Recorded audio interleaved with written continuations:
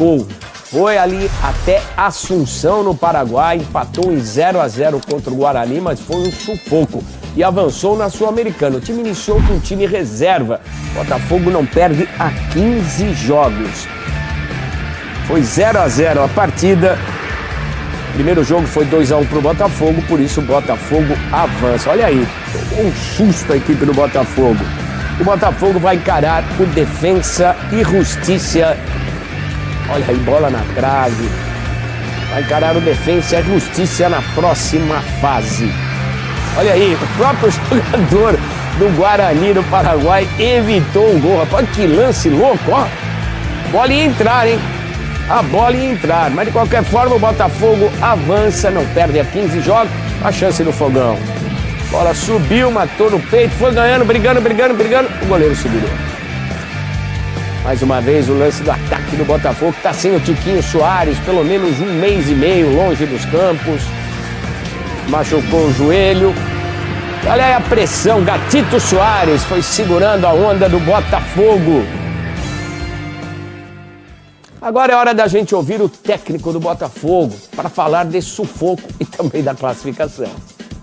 Isso é que é a minha primeira palavra para os nossos jogadores, para aqueles que estão cá, e aproveitar também como o grupo dedicou, numa foto que tiraram em grupo com a fotografia, com a camisola do Tiquinho. Ele sabe que o Tiquinho está no nosso pensamento, mas as minhas primeiras palavras são para estes jogadores e para o Júlio, para o Carlos Alberto, depois entrou também como ponta de lança, e para o Genderson, que é um menino que ainda está, é um menino de 24 anos, mas ainda é um menino na posição e tem muito para mexer. Mas houve vários jogos em que o Tiquinho não fez pelo Botafogo, e no último jogo só entrou em intervalo. Todos os jogadores são importantes e nós temos de ter essa preocupação, olhar para eles, perspectivá-los. Vocês sabem a importância que todos eles têm, e essa é a nossa vida. Por isso, estar a identificar é normal, é natural. É a segunda pergunta, e a segunda pergunta sobre o Tiquinho.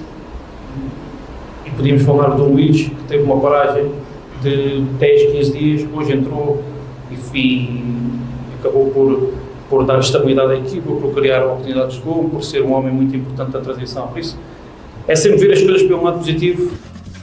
Você tem que prestar atenção no que o Bruno Lage está falando, senão você acaba perdendo. E deu. A Copa Sul-Americana, o Botafogo, como disse o Bueno, a gente estava falando de Brasileirão, caso Galo e Palmeiras só tenham a competição nacional pela frente, que tem o Botafogo como líder e o Botafogo nas quartas de final. O Jean Oddi está chegando. Jean, é um prazer tê-lo aqui no Sport Center. Queria que você falasse um pouco desse 0-0, um Botafogo que teve uma escalação mexida, mas conquista o seu objetivo, lidera o brasileiro, avança na Sul-Americana. Jean, boa noite.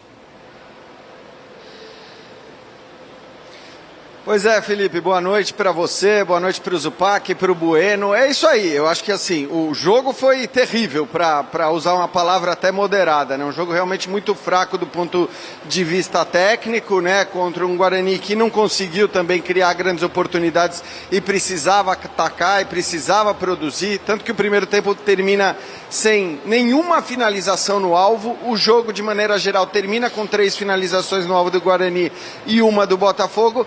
Mas no fim das contas, acho que a notícia é ótima para o Botafogo, porque não só o time se classifica para a próxima fase para enfrentar o Defensa e Justiça, como se classifica poupando grande parte do seu elenco, né? A gente pode dizer que o Botafogo escalou 3 ou 4 titulares apenas na partida, então conseguiu deixar muitos jogadores importantes no banco, pensando no confronto contra o Internacional pelo Campeonato Brasileiro, né? Um Campeonato Brasileiro no qual, evidentemente, o Botafogo vai fazer todo o esforço do mundo para perder o mínimo de pontos possíveis e manter essa vantagem em relação aos outros elencos, e avança na competição sul-americana.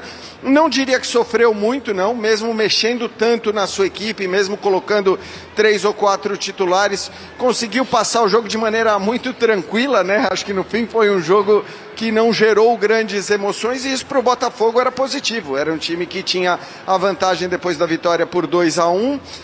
Tentou um Júnior Santos ali como centroavante que acabou não funcionando muito bem, mas aí não tem nada a ver com o Júnior Santos, né? Tem a ver simplesmente com o fato de que hoje o Botafogo estava completamente mexido, não tinha como criar tanto, era um time, vamos dizer, mais limitado tecnicamente e também do ponto de vista do entrosamento. Então, o substituto do Tiquinho não está definido. O Janderson nem entrou, o Júnior Santos começou jogando por ali, depois até caiu pelos lados, mas o importante para o Botafogo era simplesmente não sofrer gols. E com o Gatito no gol, né, um dos destaques aí da partida, até por voltar ao seu país de origem, o Botafogo conseguiu a classificação segurando 0-0. A gente vai colocar aqui, Jean, a ficha técnica do jogo, até para quem estava acompanhando esse nosso pré-jogo de Palmeiras e Atlético Mineiro. Vamos lá, posse de bola do Guarani foi inferior à do Botafogo, 44-56. Chutes, 14-11 para o time paraguaio. Certos, 3-1 para o time paraguaio. Grandes chances, 6-3 para o Guarani. Ações na área rival, 36-14. O Botafogo agora enfrenta o Defensa e Justiça da Argentina nas quartas. Você mencionou a história do Tiquinho, que vai ficar ausente aí aproximadamente 5 semanas, e diz que esse jogo não dá uma amostra do que pode ser essa substituição ao Tiquinho. Um time mexido, eu vi até os melhores momentos, o Gatito fazendo boas defesas, claro, o PR está fazendo um ano incrível. O que esse jogo, que você disse que foi terrível, no mínimo, dá de esperança para o botafoguense nesse sentido de elenco, de possibilidades, de repertório para, de fato, lutar em duas frentes? Deu para ver algumas posições ou alguns contextos que você falou, aqui o Botafogo consegue competir com uma base para um lado, uma base para o outro. Então, eu acho que, evidentemente, quando você muda muita gente, quando você muda tudo, é difícil você conseguir tirar uma base, fazer análises individuais de certos jogadores, porque é claro que coletivamente a equipe perde muito, né, na hora que você muda todo mundo. Eu acho que o Botafogo, ele vem encontrando já as suas soluções ao longo da temporada, né, já perdeu jogadores importantes, perdeu o seu... Tiquinho Soares, do Botafogo, inicia fisioterapia após lesão no joelho esquerdo. Centroavante iniciou o processo de recuperação na última quarta-feira e posou para a foto com o atacante do time sub-17 do Glorioso. O Botafogo aguarda a volta de Tiquinho Soares, que sofreu uma lesão no joelho no último domingo, no empate em 0-0 com o Cruzeiro no Mineirão. Depois de voltar para o Rio de Janeiro na segunda-feira, o atacante fez exames e iniciou o trabalho de recuperação na fisioterapia na quarta. Artilheiro do Brasileirão com 13 gols marcados, Tiquinho deixou o campo do Mineirão ainda no primeiro tempo, depois de uma dividida com o zagueiro Neres, do Cruzeiro. Os exames constaram um estiramento no ligamento colateral medial do joelho esquerdo. O clube estabeleceu prazo de 5 semanas para o retorno do jogador AOS Gramados.